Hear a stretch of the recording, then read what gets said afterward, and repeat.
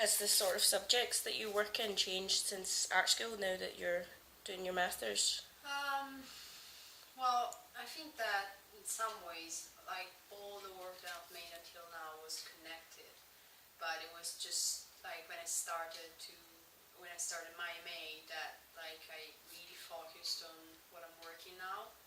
So my work is about memory and recollection and its relation with space and time.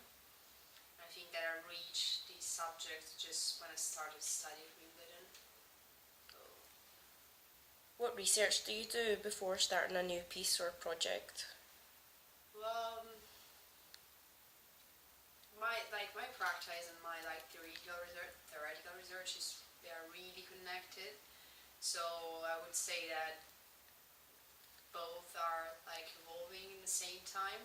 So while I'm doing my research, my like practical work goes forward with it. And yeah, it's everything. I mean, the process is everything together probably. What jobs have you done other than being an artist? Um, I worked as an assistant for like two artists back in Italy. It was one American artist and one French artist. Oh wow. And I worked for a while also for a gallery. And yeah, I worked like in international office. I mean, the Office of International Relations at the Academy of Fine Arts of Rome.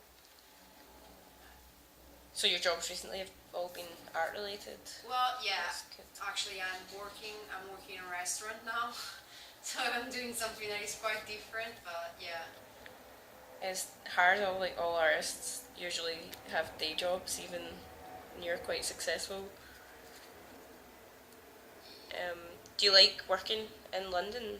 yes, I do, and I'm actually. I mean, I've been struggling a lot, like of not doing something that was art related. But actually, I think that like working in a gallery would have been not really productive because you have to be there like full time, so morning until 5, Yeah. and you don't have actually time to in the studio. And I mean, I will always be an artist in some way, and I don't really want to be like seen as the girl that works in a gallery. You know what I mean? I think that sometimes it's difficult when you start to work like for a long time in galleries to be seen as an artist instead of someone who is working in a gallery. Yeah. So like my job, it allows me like to, it's quite flexible and I can work in the evenings, so I can be there like all day long in the studio, which is really nice. Sometimes it's helpful doing something that isn't art related. Yeah, It's yeah, it takes you back like to the reality of things. I mean, keep you in touch with like normal people. some of my ideas come to me when I'm at work doing something totally unrelated, Yeah. and it just comes into my head rather Yeah. than when I'm trying Yeah, to think it's about true. it too much. How do you work? Is there a time of day that you work best, or do you just try to get to the studio when you can? Well, it's really different from work to work, from piece to piece, and from project to projects. Because sometimes, I mean, I usually work like really close to deadlines, of course. So like I take a lot of time to think about the work, like to really decide how I want to make it and everything, and then like in the last week, I do everything.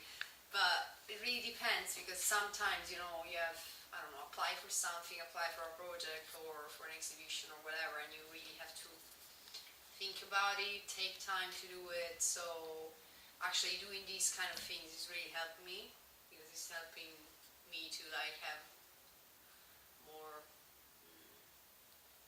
a better way to work, I guess.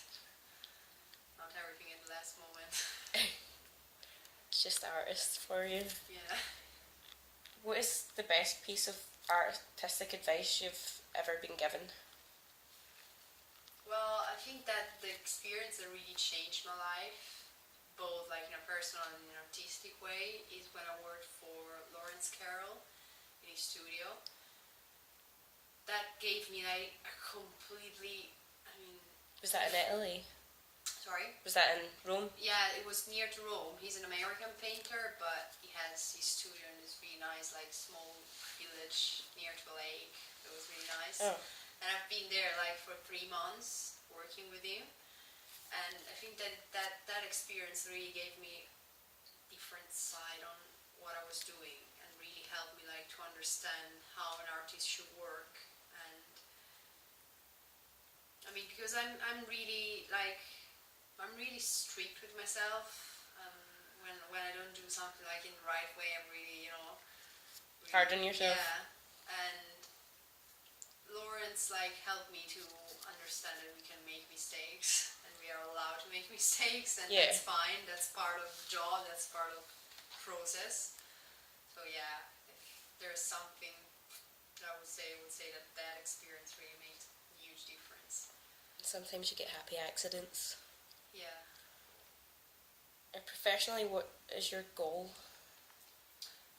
Well, my goal is to just be able, in some ways, to keep doing what I'm doing. So to have a space to work and to work. Of course, possibly to have always feedback from the public and other artists. So being in an art environment. But as long as I can do what I'm doing and I have a space to do it, it's fine. Whatever it takes. Do you find the artistic life lonely, or are your studios quite busy? Well, I mean, I'm a quite lonely person, because when I'm working on something, there are really a few people that are allowed to talk with me or to be there in the studio with me. So when I'm actually working, practically working on something, I'm really out of the world. But I really enjoy sharing feedback or experiences or piece of advice with other artists or students or whatever. Out with your busy studio time. Do you have a favourite or most inspirational place that you draw from in your work? Well, my work in this moment is a lot about the domestic space, and so this idea of the house as an archive, physical archive of our memories. And so I would say that in this moment, the house where I grew up is the main source of inspiration. But the house in general, house as a concept and as a space. The big house. Yeah. It's, yeah. And that's brilliant. Thanks very much for Thank you. coming along.